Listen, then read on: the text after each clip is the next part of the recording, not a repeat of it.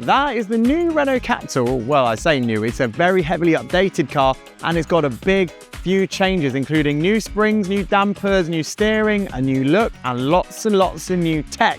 So let's see if this improved car is worth your cash.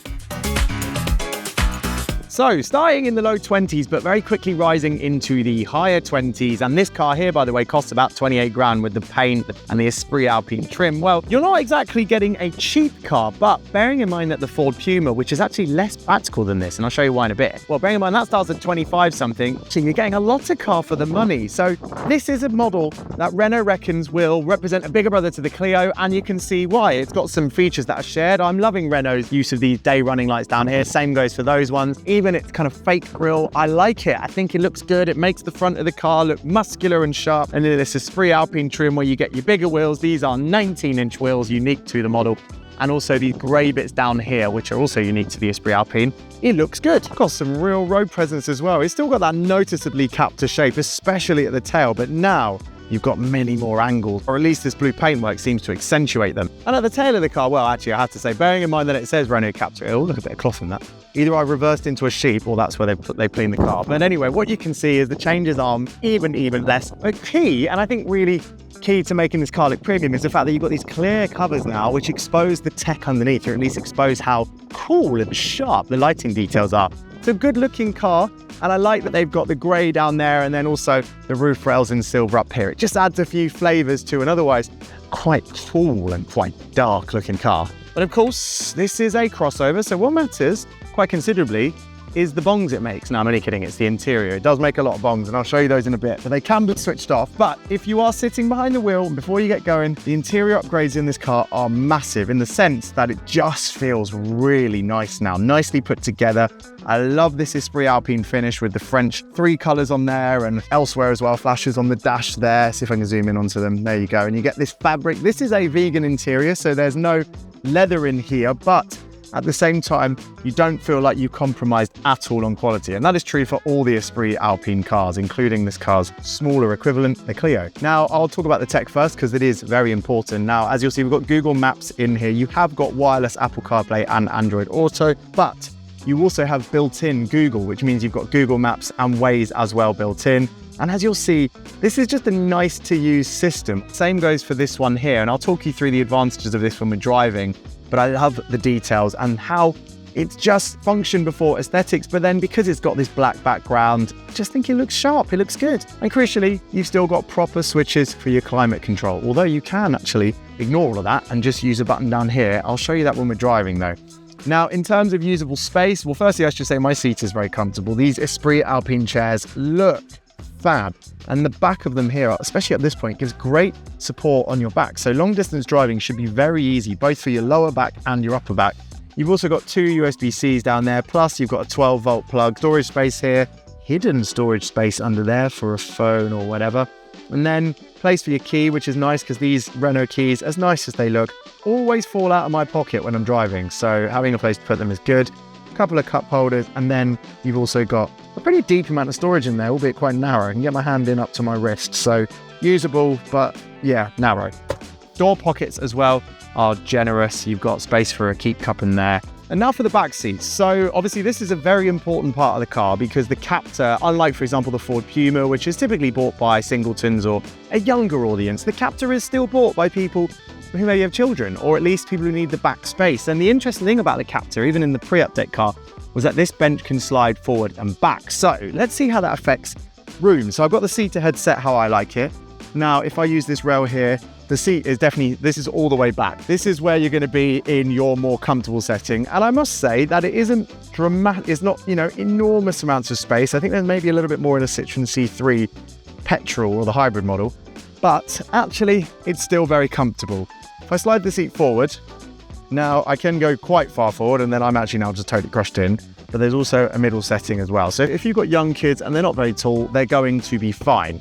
then, now this is going to be key if you've got kids, especially with things to charge. You're going to have a couple of USB-C ports down there, plus another 12 volt as well. And then you've even got 2 separate air vents. So you can't separate the climate settings. So they're going to have whatever you choose up front, but they don't have to argue about the direction, which is nice. You don't get a middle seat armrest, but that isn't necessarily a common feature for cars in this particular class. So it's not necessarily a big negative.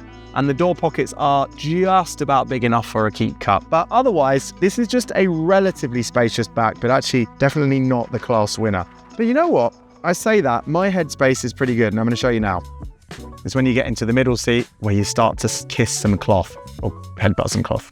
The ISOFIX bars though, well, I mean, as is always the case on Renaults now, these couldn't be in much easier reach. They are very practically located. As for the boots, just like the rear, that's going to be important on this car, certainly more than it would be. Is it electric on this car? No. So it's a manual one, even on the Esprit Alpine, but that's fine. You know what? I find the electric one can be a bit annoying sometimes, so having just a lightish boot to open is fine. And I can spot now we've got a flat boot floor, which is going to be great for dog owners who have a furry friend who's a bit nervous to jump deep into a boot. They just want to land flat. So that's handy having that there. And we've got a decent amount of space. You don't have any cutaways back here. It doesn't allow you to put things in the corners, but it is a nice wide access boot and it's convenient. But then we lift up this floor and you've got loads of extra space. Now I can't find somewhere to hook this up, so that needs to be held in place. Unless I'm missing something, no. And there is space down here, which other markets will use, no doubt, for a spare wheel. But for us in Britain, you're almost certainly just going to get the tyre repair kit that you see there, and then have this storage space. It's very usable though, and that's very convenient. It's not quite Ford Puma-esque with the surprise like, whoa, we've got a well down there. But, of course, this car is a party trick. And that is that you can slide the seats forward. So, for example, if you just wanted a bit extra space there, have it now. Same goes for underneath there. But if in a more likely scenario you need everything out of the way, you can, of course, fold down these rear seats. And I have just noticed while doing this that the front passenger seat is manual, it's not electric. So Esprit Alpine is only driver's side electric. But in terms of usable space, well, these go almost flat. That should go even flatter if I put some weight on it. Yeah, it will. And so that's a good amount of room. It is a usable, functional car that is good looking and fairly practical, but no less importantly, how does it drive? Let's hit the road. So behind the wheel of this updated Renault Captur, I can feel that this engine is very, very familiar. It feels just like the one in the Clio because it actually is, but really this engine just feels like it's a smooth and efficient motor. And of course, we know it's efficient from living with the Clio for over a week and realizing high 50s miles per gallon is very possible with this setup. And the other great thing is that while you can't plug this into charger, while the charging is only done automatically by the petrol engine and a little bit by regenerative tech, well, it can turn the engine off while you're driving. So it means when you're coasting, the engine will go off. And also in town, you will use a minimal amount of petrol because you can actually run with purely electric muscle. And that's because you've got 2 electric motors doing the driving, albeit small ones. So if I go right down here, this will give us a much more pothole experience where I can tell you about the rides. Now, there have been tweaks to the damping and also the steering as well to make the car feel a bit more enjoyable. And that can't be by coincidence. We've got new rivals such as the Alfa Romeo Junior, which is very sporty in the top model. Although the one compared to this in terms of price range, we haven't driven yet. And I suspect that will be much more comparable with this, which is to say, it's a little bit fidgety on these roads. You can see the sort of pitter-patter effect that's going to come through from these continuously bumpy roads.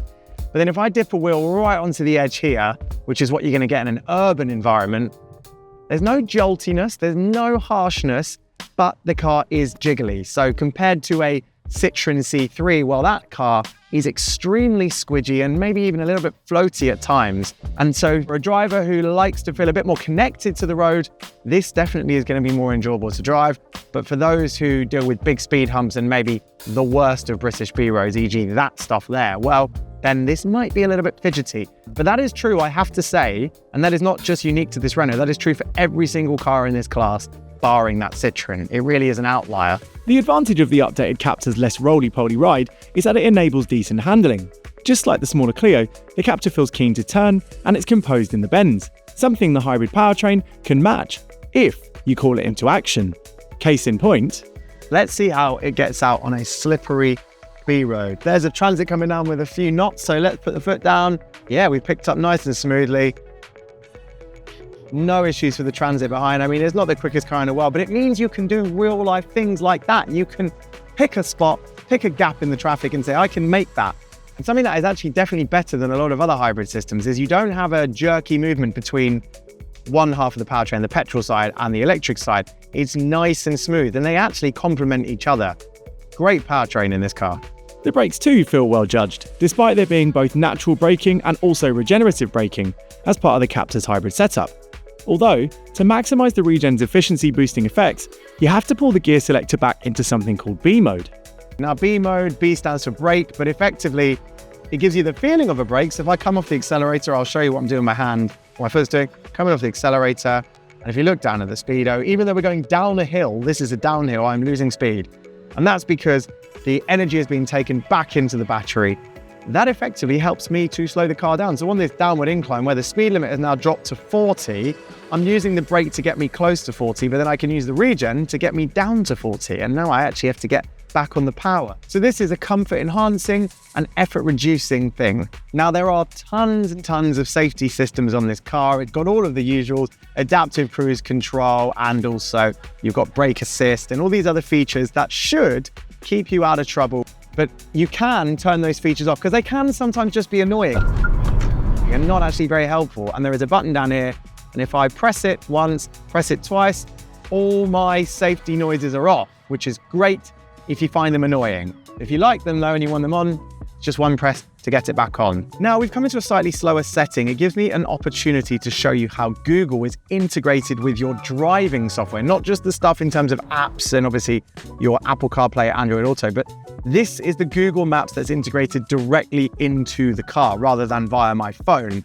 And the advantage of using it that way around is that I actually can have Google Maps pushed onto my screen here. And then you've also got, if I press this button here, now this, if I had Apple CarPlay or Android Auto connected, would talk to my phone if I press and held it. But if I just press it now, it will just go to a Google embedded into the car. Hey Google, tell me what will the weather be at 7 p.m. this evening in Chichester? The forecast today at 7 p.m. in Chichester is 17 degrees with rain. There we go. In the 18 degrees with showers. I don't live in Chichester, but it's nice to know that if I want to know a specific like that, I can find it out. Google is just so much better than many other software systems I'm sure you already know. Can you tell me whether there are any coffee shops nearby? There we go. So it does all useful stuff like that, gives me lots of options. You can get your star ratings. I don't know about you, I'm addicted to the star rating.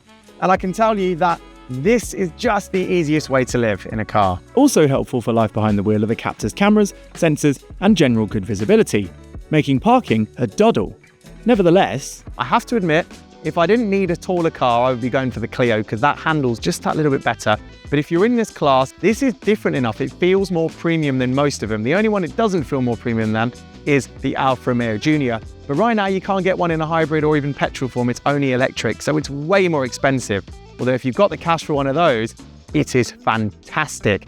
And you'll have to find out why in this video. Honestly, it's worth the watch. I love that car.